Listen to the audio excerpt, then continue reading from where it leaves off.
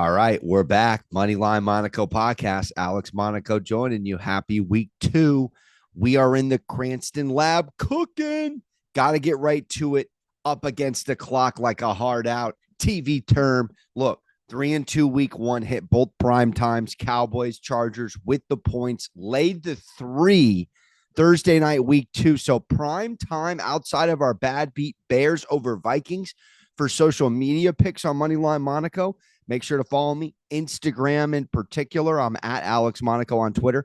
Unbelievable start to the season. We'll take 3-2 with a couple primetime dubs as well. 3-1 in the primetime slot to be exact. We dive right in here to what was a very interesting week 1. Just want to kind of talk this out. Overall betting trends. A guy, Evan Abrams, known him for a long time. In the industry, just from afar, does excellent work for the Action Network. One of the better guys in the game in the world of betting at breaking down trends. Want to read a couple of his for you, just because we did come off, as I mentioned, week 1, a onslaught of favorites of the entire season last year. It was the third best chalk favorite straight up outing since 1980.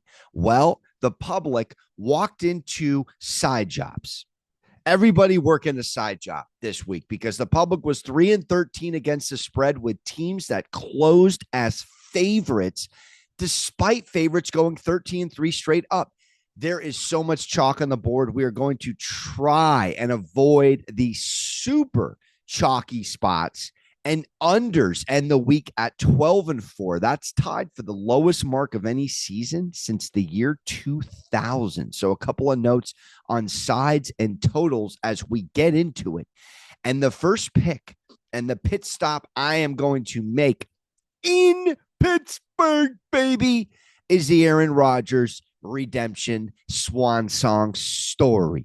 And the journey started at MetLife. Oh, how serendipitous. Get the Hollywood writers on the phone right now, Jerry. This thing is going to be it's going to be a musical. It's not even going to be a Broadway play. It's going to be a musical. I told you to your noggin, the Steelers are running the table and Aaron Rodgers on Big Ben's pod. Quote, if he has time, look out. The man was humming, cooking. Could not be stopped. I'm telling you, a 4-touchdown week 1 outing. Are you kidding me? Under play action in Arthur Smith's system, he was sensational. 8 for 10, 101, 3 tutties, no INTs. He was 9 for 9 on screens versus the Jets.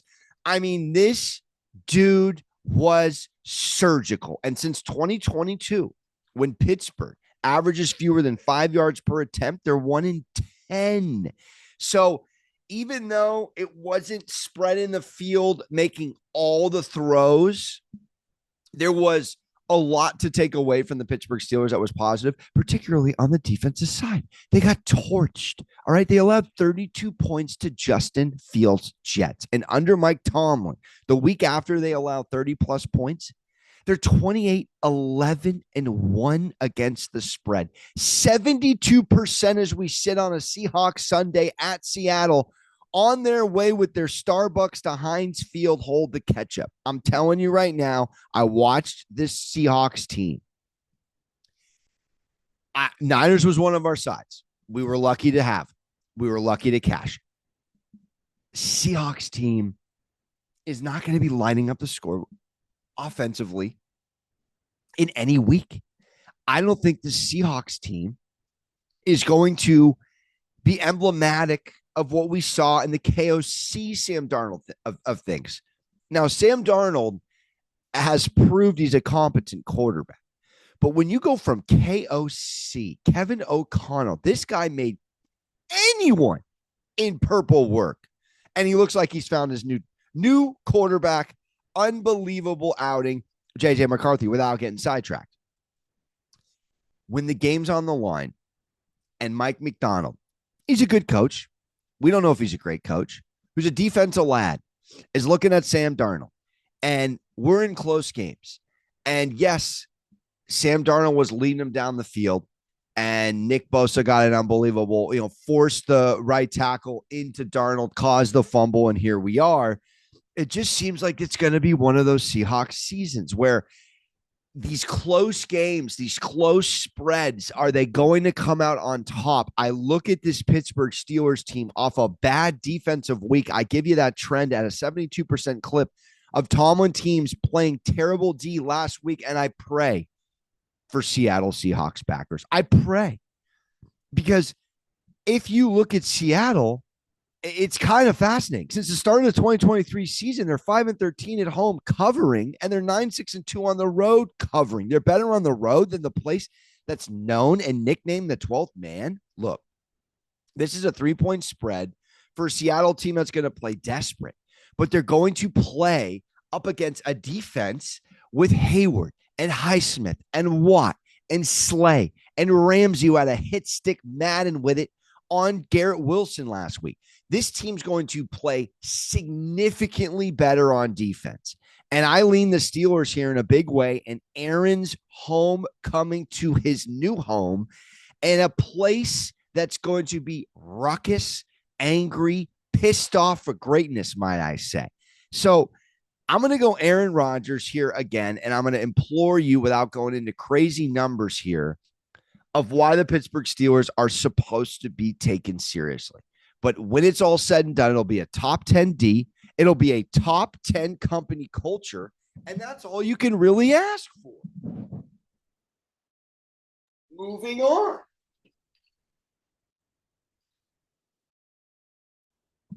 We have on our program an underdog that I don't like, but I absolutely love.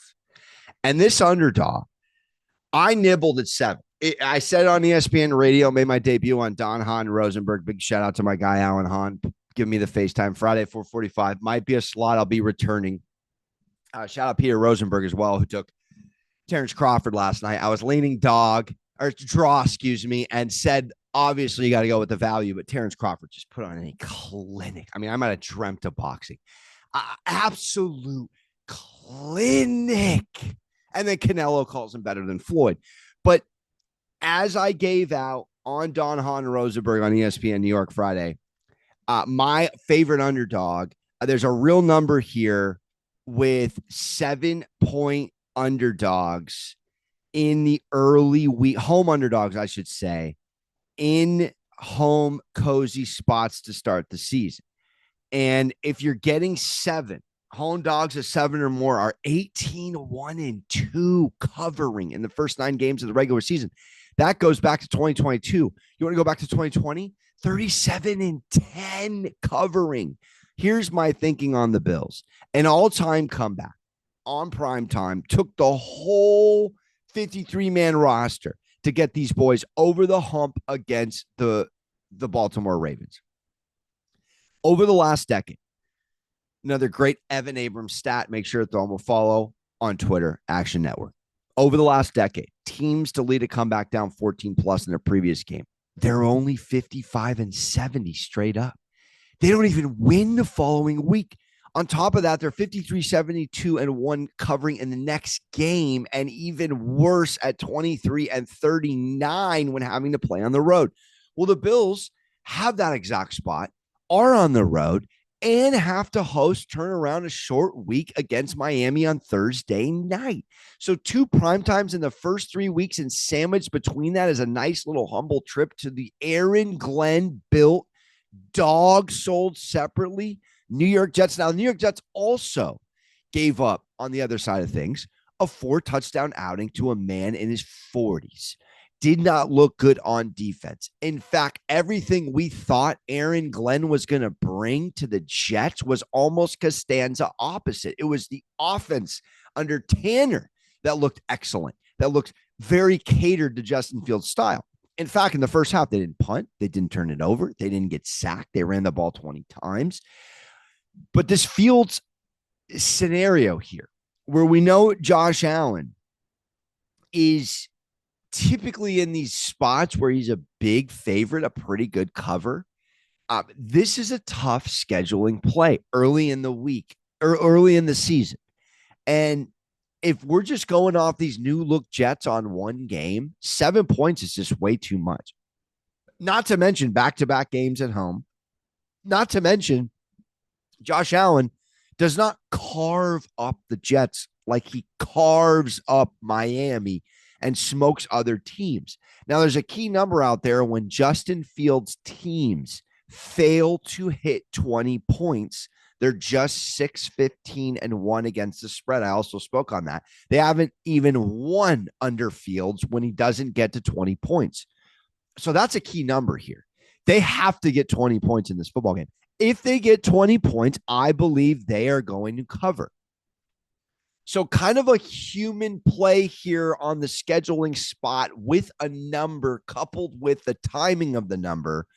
And I know that's a little bit ridiculous in betting to do week two too much in the weeds, but come back to me with the New York Jets cash. And I co-sign on it at 6.5. Ed Oliver will not be playing in this ballgame. We go from Jets to Giants here. And as we sit on a football Sunday, we're looking at 5.5 as the line. It got as low as 4.5. But Dak does very well against bad teams. He's 2 covers for every 1 not. And teams under 500 versus teams above 500. This guy is 32-16-2. That's second best covering of 239 quarterbacks over the last 20 years to only Tom Brady under the extended rest category. Look, the New York Giants looked terrible. They looked lethargic on one side of the football. Matter of fact, they're like the worst cover to start the season. They're 4-13 ATS in the first 2 games of the regular season since 2017. The Giants have lost 13 straight ball games, 13 straight to the Dallas Cowboys, but they've never lost 14. This is one of those thoughts where, look, Dallas is at home. They looked very good in Philly. They covered. CD catches a rock or 2. They may have won. It's why your boy Moneyline Monaco was on the Cowboys with the 8.5. It was too many points. Well, we're sitting at 5.5. A Giants team that held the Commanders to 21 on the road, which is not an easy thing to do. They have a top 5 front 7. And we're watching a week where in Cowboys back office land, a man that just got paid, Bland, cover corner, will not be joining him. And a guy named Tyron Smith, former all-pro tackle, now guard, got paid big time. Highest at his position. Shout out to Tyron Smith. Great offensive lineman for the Cowboys.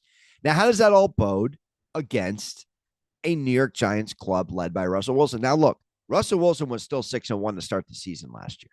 Russell Wilson under a competent defense. I don't know if he's washed all the way. And here's the thing. They had to go with Russell Wilson. I know everyone's chomping at the bit. I know it was a week at Danny Dimes doing stuff no one's ever done. Not Brady, not Bledsoe, not Breeze, not Manning. But it still had to be Russell Wilson. And they're going to go with the meditation, corny fellow who cannot have his confidence waver, even if Sierra left him. And we're getting the 5.5 number. I don't have anything here to tell you. Numbers-wise, like other plays that this New York Giants team is supposed to cover. This is just to feel it in my schnoz, plug the schnoz, back to New York Giants with the number. I think this game might be closer than we think. Look, the Giants finally have at least a quarterback to pick from off the bench. I joked this week, the Giants should go with almost a bullpen in baseball. You start with the veteran Russell Wilson. If it doesn't work out, you go to the kid Dart. And if it really doesn't work out with the young gunslinger, you bring in famous Jameis from the bullpen.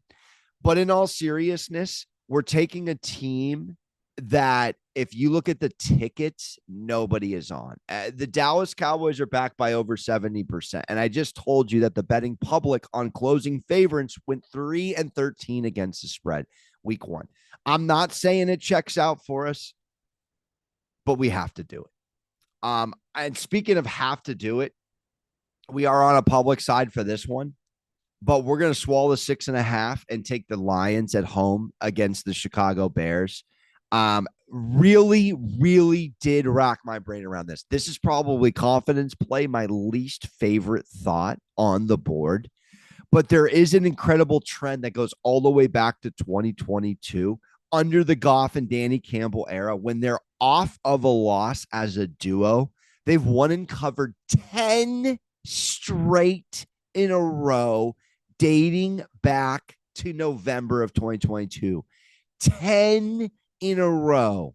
Goff sacked by the Packers 4 times. Random in the weeds stat, but he's 11-5 covering. The previous week, he sacked more than 4 times. The Lions didn't get any rushing going. When they don't run for 100 yards the following week under Goff and Campbell, they're 10-4-1 straight up. It's just one of these thoughts here where this new regime in Detroit be somebody that we have to be patient with, but still understand that the infrastructure is there. Yes, they got turnover at both coordinating positions. Ben Johnson coming in. I love a team versus their ex. I love the motive. And you can make a case Ben Johnson has this defense buttoned up. Caleb does play line statistically very well from last year. 5 touchdowns, no interceptions. But you get sacked over 4 times. Don't have a sack. You also don't have a sack in the Commanders' playoff game. They haven't had back-to-back no sacks under the Lions' defense infrastructure since October of 2022. As the hatch plays in the background, hopefully it doesn't pick up. I'm up before the alarm, baby. But indoor games, all right? This is not Goff at Lambeau. This is not Goff outdoors. It does get exhausting to talk about it from that angle. Prevalent. Indoor games for Jared Goff. He's 41-18 against the spread. That's since 2019. 41-18 against the spread. Look, the Bears have played 3 games on short rest. 3 games on short rest with Caleb Williams. They're 0-3 in those games. They averaged just 13 points in those games. The Bears are 4-21 straight up since 2022. All right? This could be a Lions feasting. One of those where you don't want to get in the cage with the Lion at this particular time in his Snickers angry work week. I'm going to take a Lions bounce back, double-digit win, do I dare say. Or they're up by 10, and the Bears do us a service down 2 scores, kick a field goal, we cover by half a point. How you feeling? All right, we're on our way out of here with a Super Bowl beer pong rebuttal play. And I'm getting the in-and-out combo. Mahomes is a dog. Mahomes off a loss. Give me the Chiefs plus 1.5. We're on the sharp side. We're on the right side. KC off a loss. Mahomes is 21-4 straight up. They're at 7-3 covering when the spread's less than 6. He's 11-4 all time as an underdog. The Chiefs had won 17 consecutive one-score games entering the Harbaugh dance. I told you that Harbaugh game was a trap. That Harbaugh legacy in the first week, he's 5-0 now, 6-0 ATS. I'm telling you, extended rest for Andy Reid. Furious, fuming, irate. We aren't even celebrating the Taylor Swift engagement anymore. This is about this team needs to wake up. But I'm telling you right now, in 68 Mahomes home games in his career, this is only the second time he's closed as an underdog. My question to you is, eyeballs test. Eyeballs test. Did it look like the Chiefs had a little bit more of a competent defense in Brazil than what we just watched Dak do against this defense in Philly? I think we can lean Kansas City. Kansas City at Arrowhead is a special place. Kansas City off a loss is someone you want to back. And Mahomes as a dog is begging you to walk to the window with a Chiefs plus 1.5 ticket. Look, A.J. Brown and this offense, from a passing perspective, I need to see Jalen Hurts calm the storm, weather it, and make sure he reminds us that he is that dude in any circumstance, and that includes in a hostile environment on the road at Arrowhead. There are such a thing as desperate teams this early in the season. You think, say it out loud, the Kansas City Chiefs are starting 0-2? They're simply not. Now, I know we're down some pieces. Worthy banged up, Rice on suspension, They don't have a ton to work with, but what they do have is scheme. What they do have is intelligence, and they do have football IQ to the nines. I expect this Andy Reid team. Oh, by the way, extra rest, just like Philly. Andy Reid on extra rest. I know it's debunked because Philly was too, is a dude you don't want to fade. I think we get a very, very all business approach by the Chiefs. They do not want to start out 0-2 because somebody on Monday night between the Chargers and the Raiders is starting out 2-0 in the AFC West. And so it is a desperate times call for desperate measures spot. And remind yourself, Patrick Mahomes as a dog, awful loss at home with extra rest and a 17-game streak of one-score dubs ended. Off of what we saw was a Philly team that just wasn't clicking. They won the game. They do get Jalen Carter back. This is an above average top 10 Kansas City Chiefs offensive line.